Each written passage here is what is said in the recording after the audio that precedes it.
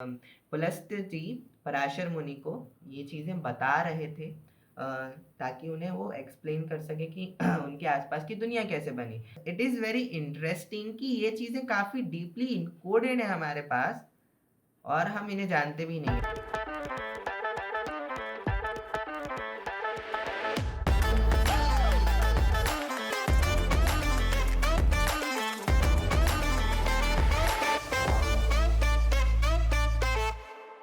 तो बचपन से ही है ना साइंस में बड़ा इंटरेस्ट था मेरा। और उसके बाद फिर साइंस थोड़ी इजी सी लगने लगी, थोड़ी सी लॉजिकल लगने लगी, तो और इंटरेस्ट बढ़ गया क्योंकि आप आसपास की चीज़ों को और बेटर तरीके से समझ पाते हो कई बार, साइंस जो प्रेजेंटली कह रही है उसके हिसाब से। तो इंटरेस्ट तो था और बचपन की क्यूरियोसिटी की वजह से तो और ही था, तो हमने ले ली साइंस। और ये साइंस लेने के पहले ही हर किसी ने ये चीज़ तो पढ़ी होगी कि साइंस में, फिजिक्स में there are states of matter, यानी जो पदार्थ होते हैं उसके कुछ रूप होते हैं जिन रूपों में जो मैटर है वो ट्रांसफ़र होता रहता है टेम्परेचर एंड पोजीशन के हिसाब से, बट उनके बाहर कभी नहीं जाता, जैसे solid, gas, liquid and whatever. और जस्ट रीडिंग एक one of the very old scripture Vishnu Puran, and I got something very interesting related to physics. So let's talk about it. My name is Dipesh, आप सभी का स्वागत है Dipesh talks के एक और एपिसोड में। नंबर मत पूछना, याद नहीं है। और आज हम बात करने वाले हैं वैदिक कल्चर में स्टेट्स ऑफ मैटर के बारे में। देखो, states of matter are very fundamental. States of matter काफ़ी बेसिक चीज़ है जो आपको फिजिक्स में, आपको साइंस में सीखने को मिलती है और जो आपको सिखाई जाती है।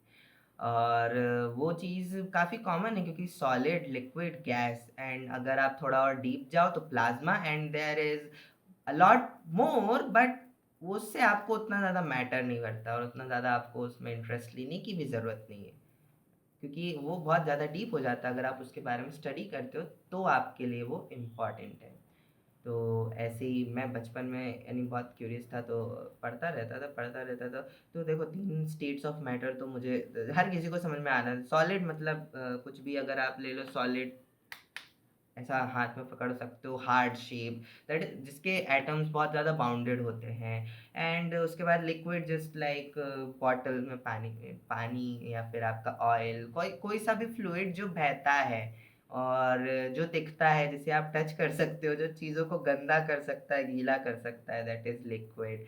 एंड फिर उसके बाद गैस, ऑब्वियसली जो हमें दिखती नहीं है पर हर जगह होती है, देयर इज़ सम गैस जिससे आपको हवा लगती है, फ्रिक्शन होता है, that all the gas. And उसके बाद प्लाज्मा। प्लाज्मा एक ऐसा स्टेट होता है जिसमें लिक्विड और गैस के बीच एक स्टेट होता है जिसमें आपका जो कोई सा भी मैटर है ना, वो बहुत ज़्यादा गर्म होता है, बहुत ज़्यादा एक्साइटेड होता है, बहुत ज़्यादा एनर्जी होती है उसमें, और जो उसके इलेक्ट्रॉन्स है ना वो हाइपरली एटम से बाहर निकल कर भाग रहे होते हैं, that is the state of plasma.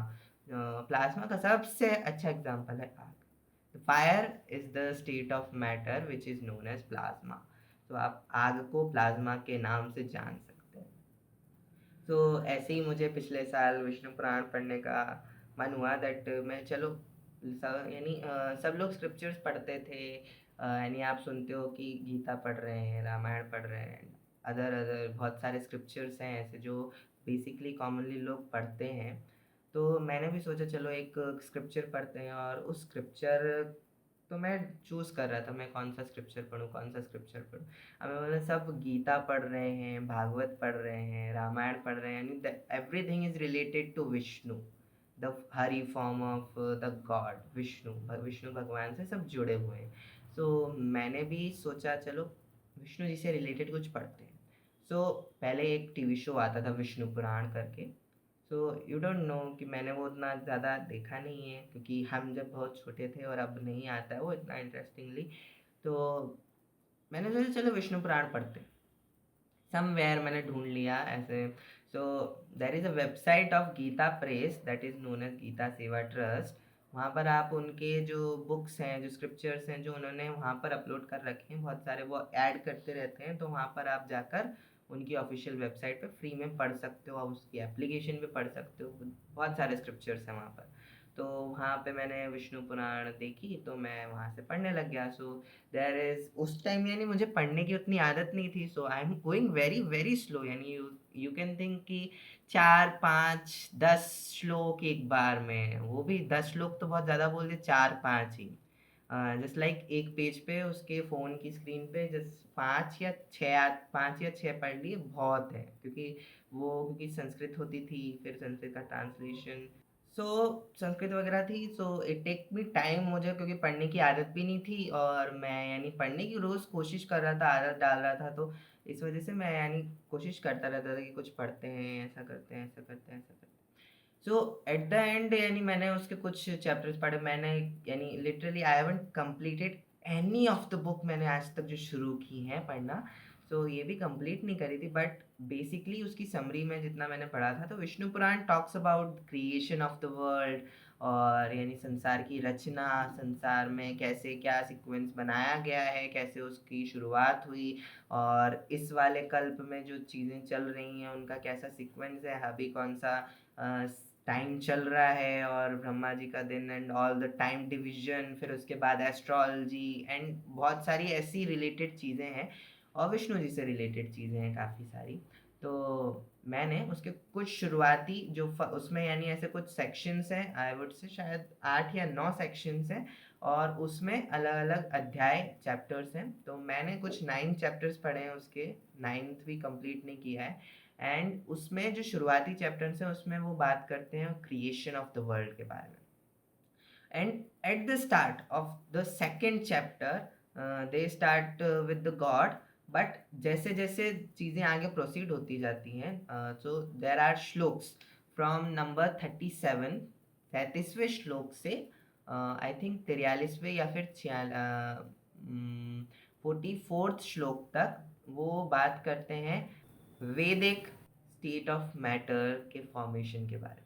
और ये स्टेट ऑफ मैटर इतने ज़्यादा कॉम्प्लेक्स नहीं है, ये बहुत ज़्यादा कॉमनली यूज्ड हैं, बहुत ज़्यादा से आप इनके बारे में जान सकते हो, आप इनके बारे में रोज़मर्रा के बारे में बात करते हो, आप रोज़ इन्हें देख रहे हो, रोज़ किसी ना किसी पूजा में इनका नाम आ रहा है और बहुत अच्छे से जानते हो इनको, but it's just a perspective that you don't know about it. तो लेट्स स्टार्ट विद द श्लोक। तो विष्णु पुराण के फर्स्ट पार्ट के सेकंड चैप्टर के 37वें श्लोक से शुरुआत करते हैं।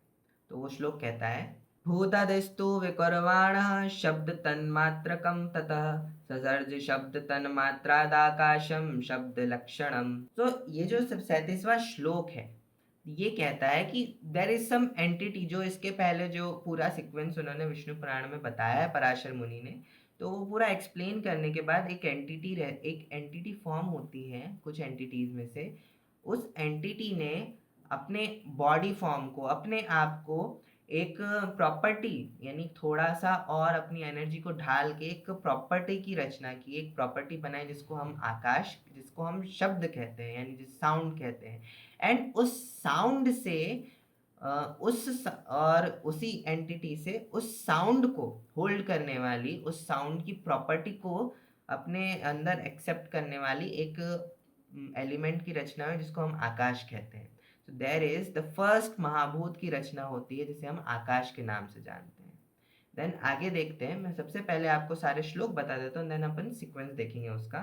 शब्दमात्रं तथाकाशं भूतादिः स समावृणोताकशस्तु विकुर्वाणः स्पर्शमात्रं ससर्जः बलवान् भवद्वायुस्तस्य स्पर्शो गुणो मतः आकाशं शब्दमात्रं तु स्पर्शमात्रं समावृणोत्।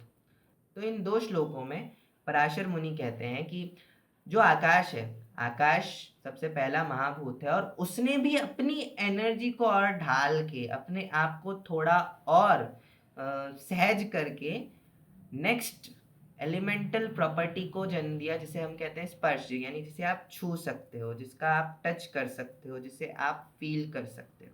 एंड उस स्पर्श से जन्म हुआ, उस स्पर्श तन्मात्रा के साथ उस स्पर्श के गुण वाले वायु का जन्म हुआ, यानी जहाँ से आपकी एयर उत्पन्न होती है। दैट एयर की प्रॉपर्टी होती है, आप इसे छू सकते हो, आप उसका नाम ले सकते हो, उसमें से साउंड ट्रेवल कर सकता है, एंड दैट इज व्हाट यानी जैसे जैसे एक एक एलिमेंट नीचे आता जाएगा उनमें वो सारी प्रॉपर्टीज होंगी जो पुराने वाले एलिमेंट्स में थी।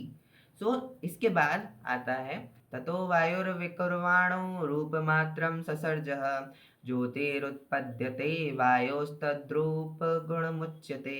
इस श्लोक में पराशर मुनि कहते हैं कि जो वायु है, स्पर्श के गुण वाली जो वायु है, वो भी अपने आप को और सहज करती है और अपने आप को ढालती है। एंड उसके बाद जन्म होता है रूप तन्मात्रा का, यानी देयर इज अ विजन, आप कुछ देख सकते हो, आप सब कुछ देख सकते हो। उस प्रॉपर्टी को रूप तन्मात्रा बोलेंगे, that is the subtle property, subtle element. And उसके बाद उस रूप तन्मात्रा को धारण करने वाले तेज का जन्म हुआ, प्रकाश का जन्म हुआ, लाइट का जन्म हुआ। तो देयर इज सीक्वेंस। तो वहां पर डायरेक्ट अग्नि नहीं आती है, वहां पर वो बात करते हैं तेज की, लाइक हीट, लाइट, टेम्परेचर, इन सब चीज़ों की बात होती है। बिकॉज विदाउट टेम्परेचर आप कुछ देख नहीं सकते हो, there is need to be some temperature, तभी आप कुछ ना कुछ देख सकते हो, तभी वहां से लाइट एमिट होती है। So there is the third element that we got, that is light और तेज, जिसका प्रॉपर्टी है आप उसे छू सकते हो, आप उसे उसमें से साउंड ट्रेवल कर सकता है, आप उसे नाम दे सकते हो और आप उससे टेम्परेचर, हीट, लाइट भी एब्जॉर्ब कर सकते हो। एंड उसके बाद आता है स्पर्श मात्रम तु वे वायु रूप मात्रम समावृणोत् ज्योतिश्चापि विकुर्वाणं रसमात्रं ससर्जः संभवन्ति ततो अस्माभांसि रसाधाराणि तानि च रसमात्राणि चाम्भांसि रूपमात्रं समावृणोत्। एंड अब ये दो श्लोक में पराशर मुनि कहते हैं कि जो स्पर्श तन्मात्रा वायु से जो हीट वाले फॉर्म की जन्म हुई थी, जिसको आप छू सकते हो, जो तेज का जन्म हुआ था, उस तेज ने भी अपनी एनर्जी को थोड़ा सा और सहज किया, अपनी एनर्जी को थोड़ा सा और दबाया, थोड़ा सा अपनी एनर्जी को कम किया। एंड उससे एक नई प्रॉपर्टी का जन्म हुआ जो बताती है फ्लूइडिटी, जिसमें यानी जो चीज़ बह सकती है, दैट इज उस चीज़ का एक फिजिकल फॉर्म आ चुका है and it can flow, it is in liquid state, liquid state की बात हो रही है।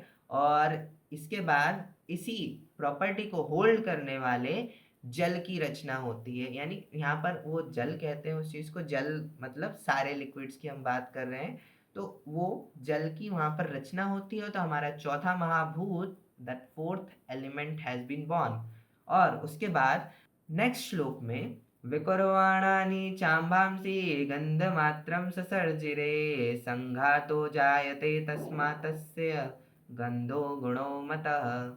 एंड इस लास्ट श्लोक में 43वें श्लोक में पराशर मुनि कहते हैं कि जो प्रॉपर्टी है लिक्विड की, जिसने लिक्विड की प्रॉपर्टी गेन की है, उसके पास पुरानी चार प्रॉपर्टीज भी हैं, उसके पास शब्द है, उसके पास स्पर्श है, उसके पास रूप है, उसके पास तेज है, और उसके पास अब फ्लूइडिटी भी है, रस भी है।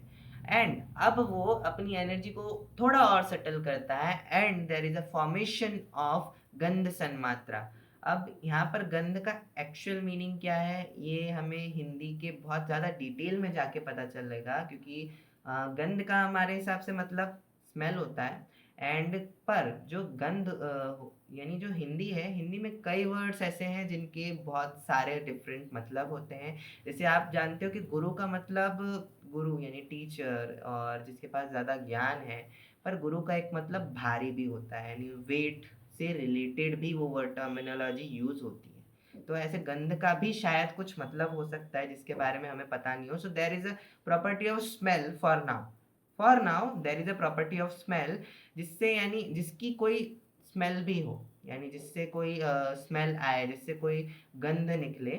और उस प्रॉपर्टी को होल्ड करने वाले एक लास्ट एलिमेंट का बर्थ होता है जल से, that is known as Prithvi, that is solids. हम सॉलिड्स की बात करें जिसको हम छू सकते हैं, दैट डजेंट फ्लो, बट उसमें से यानी उसमें एक प्रॉपर्टी होती है कि वो स्मेल भी क्रिएट कर सकता है, किसी भी टाइप की अच्छी बुरी, जो भी, जिसके बारे में भी हम बात करना। सो ये 7 श्लोक हैं और ये 7 श्लोक में पराशर मुनि हमें बताते हैं कि कैसे संसार में सबसे पहले पंच महाभूतों की रचना हुई। हमें आज तक ऐसा लगता था कि जो मुझे तो जब तक ये नहीं पढ़ा था मैंने, मुझे लगता था पंच महाभूत अलग-अलग होते हैं, that there is Akash, there is Prithvi, there is Jal, there is Vayu, there is Agni. सबकी अलग-अलग प्रॉपर्टीज़ होती हैं। बट इस श्लोकों की जो कलेक्शन है, इन श्लोकों के कलेक्शन से हमें पता चलता है दैट दे आर को डिपेंडेंट ऑन समथिंग, यानी किसी एक से सबकी रचना हुई है। सब एक एक स्टेज के थ्रू एनर्जी लॉस करके एक दूसरे के फॉर्म में आते हैं और एक एक प्रॉपर्टी होल्ड करते हैं जो लास्ट वाला नहीं करता था। और सिमिलरली जैसे ये सीक्वेंस में आता है, जैसे आकाश, that we can compare with vacuum, there is nothing but there can, तो आकाश की एक प्रॉपर्टी ऐसी इसमें बताई है दैट उसमें से शायद साउंड ट्रेवल कर सकता है, वैक्यूम में से नहीं करता है। एंड दैट इज बहुत बार कहा गया है कि आकाश को एक्सप्लेन करने के लिए there is not any exact English word. So अभी हम वैक्यूम यूज करते हैं, so let's call it vacuum plus plus, because ये वैक्यूम से थोड़ा ज़्यादा है, पर वैक्यूम नहीं है, पर वैक्यूम जैसा है थोड़ा थोड़ा अभी के लिए। तो वैक्यूम से हम इसे कंपेयर कर सकते हैं that there is a concept कि वैक्यूम में भी मैटर बार बार क्रिएट होता है, डिस्ट्रॉय होता है, क्रिएट होता है, डिस्ट्रॉय होता है, that is due to Hawking's radiation. So वो होती है वैक्यूम एनर्जी, और जैसी आकाश में भी एनर्जी होती है। और फिर उसके बाद मैटर क्रिएट होता है, तो आकाश जब अपनी प्रॉपर्टी लॉस करता है तो सबसे पहला मैटर क्रिएट होता है, दैट इज कॉल्ड गैस और वायु। वायु बनती है आकाश से, दैट वी नो कि वैक्यूम में से somewhere in the beginning of the universe कहीं से गैसेस का जन्म हुआ था। सबसे पहले मैटर बना, तो matter is in the form of gases. So gas बनी, देन गैस के बाद जब गैस थोड़ी सी अपनी एनर्जी लूज करती है, तो गैस और लिक्विड के बीच there is a state of matter that we known as plasma. Plasma is the example of agni. Agni plasma आपको लाइट देता है, आपको हीट देता है, and that the same thing that we got from the tej. तेज यानी यहाँ पर हम नॉर्मली अग्नि के नाम से जानते हैं, बट विष्णु पुराण में स्पेसिफिकली दे से इट तेज। एंड फिर तेज के बाद आता है लिक्विड, जो जल है, जल जिसकी प्रॉपर्टी रस है, और यहाँ पर लिक्विड आ जाता है। एंड उसके बाद that is the next thing that comes at the base, solids और पृथ्वी। पृथ्वी का यहाँ पर मतलब शायद सॉलिड से भी हो सकता है, because they are referring to the creation of the world. तो वो उसके हिसाब से उन्हें, जिन्हें पुलस्त्य जी पराशर मुनि को ये चीज़ें बता रहे थे, ताकि उन्हें वो एक्सप्लेन कर सके कि उनके आसपास की दुनिया कैसे बनी।